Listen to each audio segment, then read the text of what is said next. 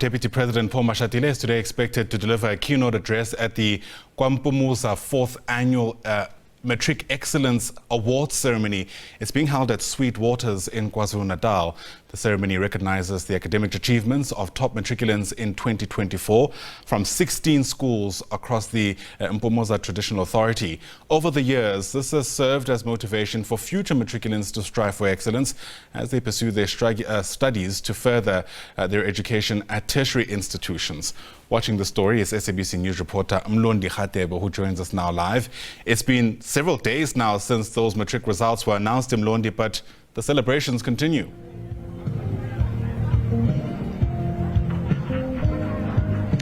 Thank you very much, Ayanda. We are here in Sweetwaters in Pietermaritzburg. It's just a village in KwaMpumuza where the Deputy President Paul Mashatile is expected to address the learners to be part of the celebration of the matric results in this area, where they basically mentioned that 16 schools in this area achieved the best results this year. But the concern when you're speaking to the families or the communities in this area, they say crying about the unemployment in this area. Also the learners, they do pass the matric, and then some of them, they are accepted in universities, but after graduating they become unemployed. They are also crying about the reasons that the institutions in the province of KwaZulu-Natal are not accommodating all the learners. Even if the learners, they do go to FET colleges, others go to universities,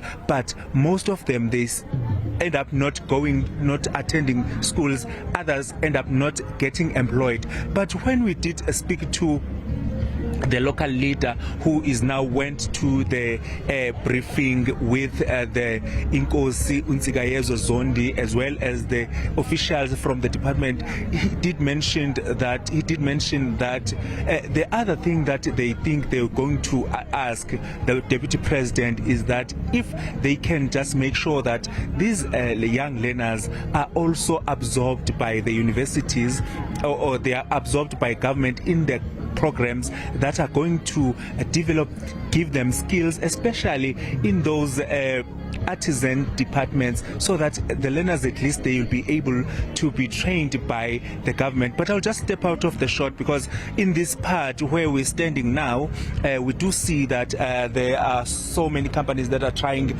to try and assist learners. Others, they offer bursaries to these learners that have passed matric, and then they send them to school to try and make sure that they change the lives of the rural kids in this area. Because Ayanda, this event is the 4th event in this village. They are telling us that they're making sure that they're trying by all means to motivate other learners to go to school, at least to pass matric.